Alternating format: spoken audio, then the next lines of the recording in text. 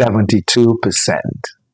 That is nearly 3 out of every 4 people are unconsciously choosing the wrong person over and over again.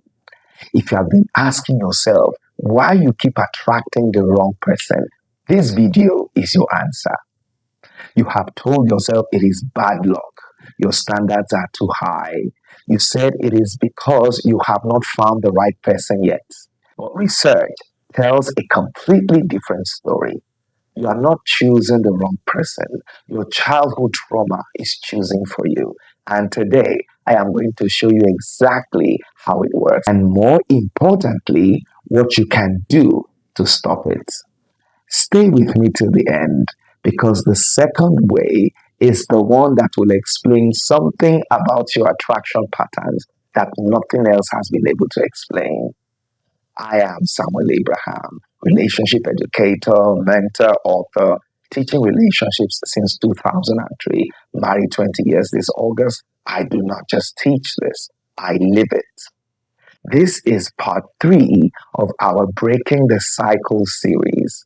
Why emotionally unavailable partners feel so magnetic and why childhood trauma is behind that attraction. If you have not watched parts 1 and 2, pause right now and watch those first. The links are in the description below. Today builds directly on everything we have learned already. Before we go in, drop a comment right now. Have you ever looked at your relationship history and noticed you keep choosing the same type of person? Drop a yes or a no in the comments below. I read every single one. According to NOI polls, 71% of Nigerian singles aged 21 to 40 reported being in at least 2 relationships with partners described as emotionally distant. 71%.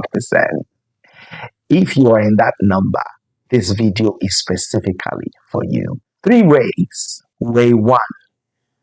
You are drawn to familiarity, not love. The first way childhood trauma chooses your partner for you is through the pool of familiarity. Research from the University of Wisconsin found that people unconsciously choose romantic partners whose emotional profiles match their primary caregivers in approximately 75% of long-term relationships. 75%. Let me tell you what that means in real life.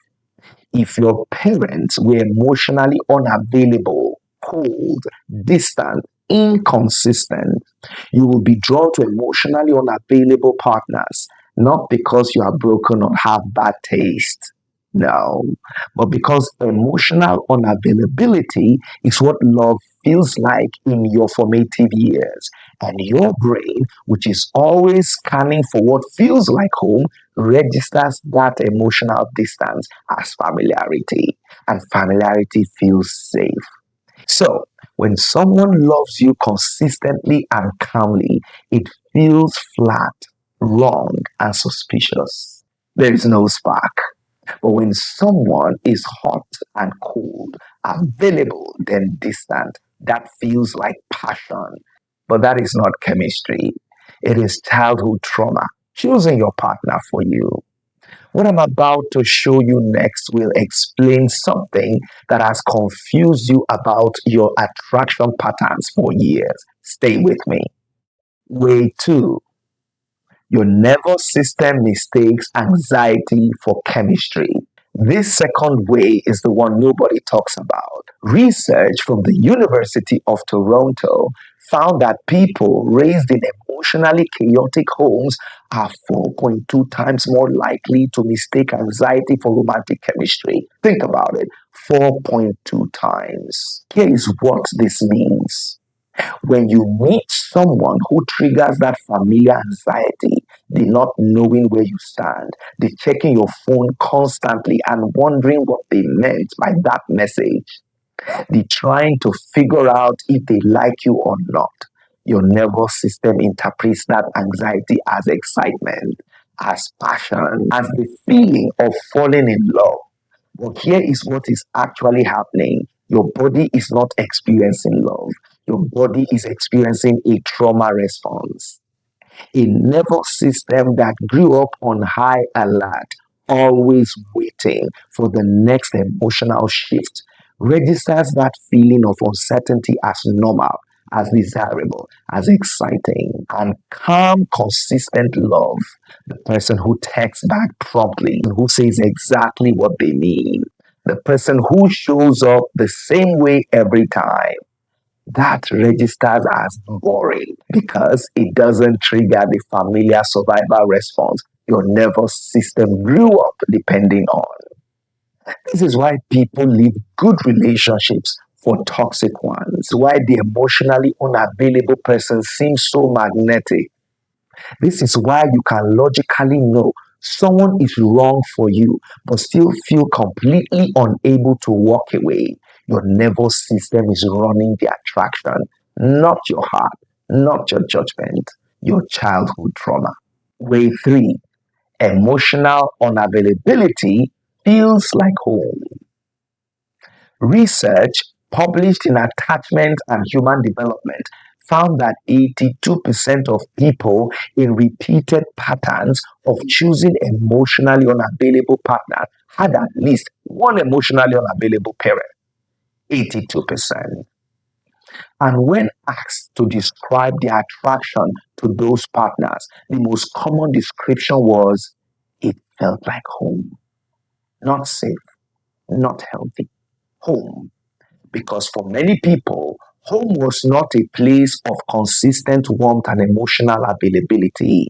Now, home was a place where you had to earn attention, where love was given and then withheld, where you were never quite sure where you stood. And so, the person who recreates that dynamic in your adult relationship, the one who keeps you guessing, and whose approval you have to work for, the one who is never quite fully present, feels like the most natural person in the world to love. Why? Because loving them feels like being a child again, trying to earn what you should have been given freely. That is not love. That is a wound looking for a familiar place to live. And that wound started long before your first relationship. Stay with me. How do we fix all this? Three steps. Step one, identify your attraction template. I mean, the unconscious emotional profile that draws you to a partner. Think about the three people you have been most intensely attracted to in your life. Not the healthiest relationships, the most intense ones. Now ask yourself, what did they all have in common emotionally? Were they consistent, emotionally available, or distant? Did they make you feel secure?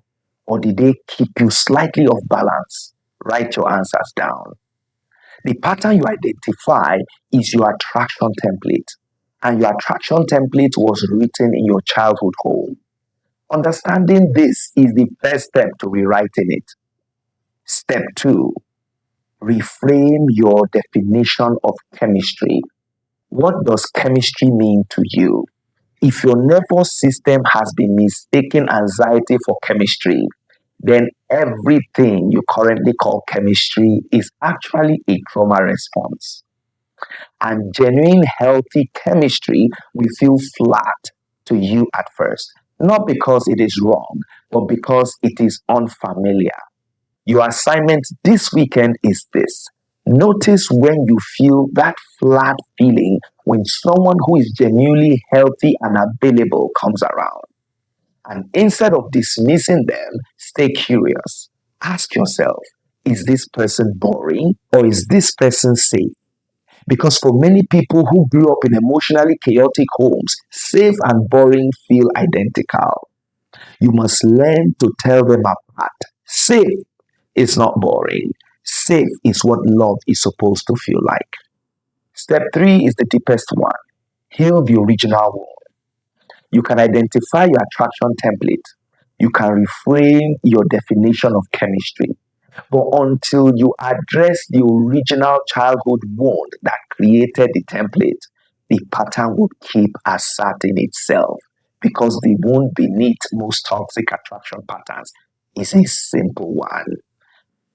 I am not enough to be loved simply for who I am. I have to perform, earn, pursue, prove myself. That limiting belief started in a childhood home where love was conditional, inconsistent, or absent.